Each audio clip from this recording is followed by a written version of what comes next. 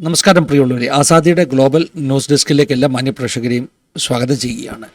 കഴിഞ്ഞ ദിവസം മിഷിഗണിലുണ്ടായ LDS ചർച്ചിലുണ്ടായ ഒരു ആക്രമണം, അതിനെക്കുറിച്ച് നമ്മുടെ ചാനലിൽ നേരത്തെ തന്നെ റിപ്പോർട്ട് ചെയ്തിരുന്നു.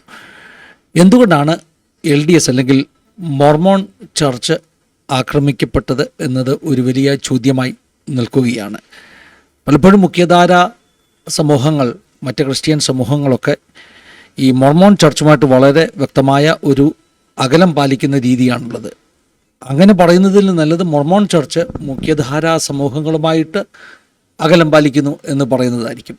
വളരെ വ്യക്തമായ ഉപദേശ വ്യത്യാസമുള്ള ഒരു കൾട്ട് ഗ്രൂപ്പ് എന്നാണ് പൊതുവെ മോർമോൺ സഭ അറിയപ്പെടുന്നത്. മോർമോൺ എന്ന പേര് തന്നെ അവരെ അപമാനിക്കുന്നതിനായി മറ്റുള്ളവർ വിളിച്ച പേരാണ്. അതുകൊണ്ടാണ് ഈ അടുത്ത സമയത്ത് അവർ മോർമോൺ എന്ന പേര് മാറ്റിയിട്ട് ലാറ്റർ ഡേ സെയിൻസ് എന്ന ഒരു പേരിലേക്ക് മാറുവാനിടയായി തീർന്നത്. ഒരു പുതിയ പ്രതിച്ഛായ കിട്ടുവാൻ വേണ്ടി, മുഖമൊന്ന് മിനുക്കുവാൻ വേണ്ടിയുള്ള നടപടിയായിരുന്നു. അപ്പോൾ എന്തുകൊണ്ട് മോർമോൺ ചർച്ച് ആക്രമിക്കപ്പെട്ടു എന്ന ചോദ്യം അവശേഷിക്കുന്നു. ചിലർ അതിന് പറയുന്ന ഒരു വലിയ സംശയം, ചാർലി കിർക്ക് കഴിഞ്ഞ ദിവസം കൊല്ലപ്പെട്ടു. സെപ്റ്റംബർ മാസം 10 ചാർലി കിർക്കിൻ്റെ ഘാതകൻ അദ്ദേഹത്തെ വെടിവെച്ചു എന്ന് സംശയിക്കപ്പെടുന്ന ടെയ്ലർ റോബിൻസൺ, അദ്ദേഹം ഒരു മോർമോൺ കുടുംബത്തിൽ ജനിച്ചു വളർന്ന ആളായിരുന്നു. അതായത് ഈ ടെയ്ലർ റോബിൻസൻ്റെ മാതാപിതാക്കൾ അടിയുറച്ച മോർമോൺ വിശ്വാസികളായിരുന്നു. അപ്പോൾ മോർമോൺ വിശ്വാസിയാകുന്ന വിശ്വാസി കുടുംബത്തിൽ ജനിച്ചു വളർത്തപ്പെട്ട ടെയ്ലർ റോബിൻസൺ അദ്ദേഹം ചാർലി കിർക്കിനെ കൊന്നതുകൊണ്ടുള്ള ഒരു പ്രതികരണമാണോ ഈ ഒരു ആക്രമണം, മോർമോൺ സഭയ്ക്ക് നേരെയുള്ള ആക്രമണമെന്ന് ചിലർ സംശയിക്കുന്നത് കാണുവാനിടയായി തീർന്നു. ഇൻവെസ്റ്റിഗേഷൻ നടക്കുകയാണ്. എന്തായാലും ഇൻവെസ്റ്റിഗേഷൻ ഏജൻസീസ് ഒന്നും ഈ ഒരു ആക്രമണത്തിൻ്റെ പിന്നിലുള്ള ഒരു മോട്ടീവ്, അതിൻ്റെ കാരണം, ലക്ഷ്യം എന്താണെന്ന് ഇതുവരെയും പറഞ്ഞിട്ടില്ല. പക്ഷേ ന്യായമായിട്ടും ആളുകൾക്കുണ്ടായ ഒരു സംശയം, ചാർലി കിർക്ക് പക്ഷേ മോർമോണുകളോട് അങ്ങനെ എതിർക്കുന്ന ഒരു രീതിക്കാരനായിരുന്നില്ല. മറ്റ് മുഖ്യധാര സമൂഹങ്ങളിലൊക്കെ മോർമോൺ സഭക്കാരെ അകറ്റി നിർത്തുമ്പോൾ ചാർലി കിർക്ക് ഒരിക്കൽ പ്രസ്താവന പോലും നടത്തിയിട്ടുണ്ട്. ഞാൻ മോർമോണുകളെ വെറുക്കുന്നില്ല അല്ലെങ്കിൽ ഹെയ്റ്റ് ചെയ്യുന്നില്ല എന്ന പ്രസ്താവന പോലും നടത്തിയിട്ടുണ്ട്. പക്ഷേ മോർമോൺകാരൻ അല്ലെങ്കിൽ മോർമോണിൽ ജനിച്ചു വളർന്ന ഒരു വ്യക്തിയാണ് ടെയ്ലർ റോബിൻസൺ. അദ്ദേഹത്തിൻ്റെ ജീവിത ശൈലി ഈ മോർമോൺ വിശ്വാസത്തിനൊന്നും ചേർന്ന് പോകുന്നതായിരുന്നില്ല. ഒരു ട്രാൻസ് വനിതയുമായിട്ട് ഒന്നിച്ച് ലിവിങ് ഇൻ റിലേഷൻഷിപ്പിലൊക്കെയായിരുന്നു ഈ ടെയ്ലർ റോബിൻസൺ.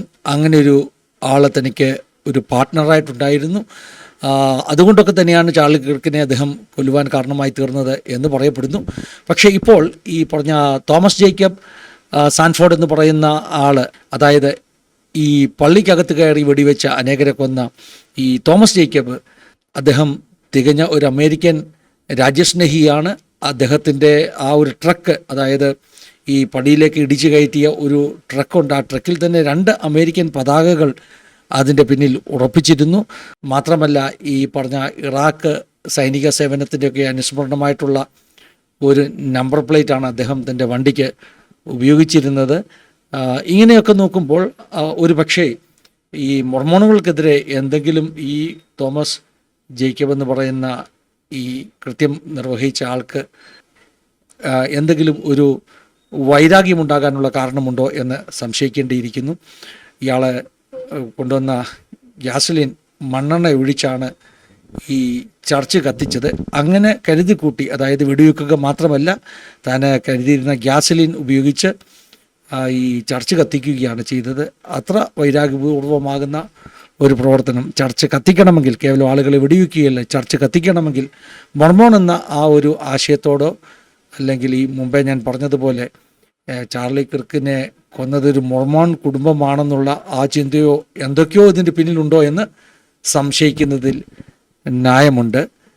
മോർമോണുകളെക്കുറിച്ച് ഒരു വീഡിയോ നമ്മൾ പിന്നെയും ചെയ്യുന്നതാണ്.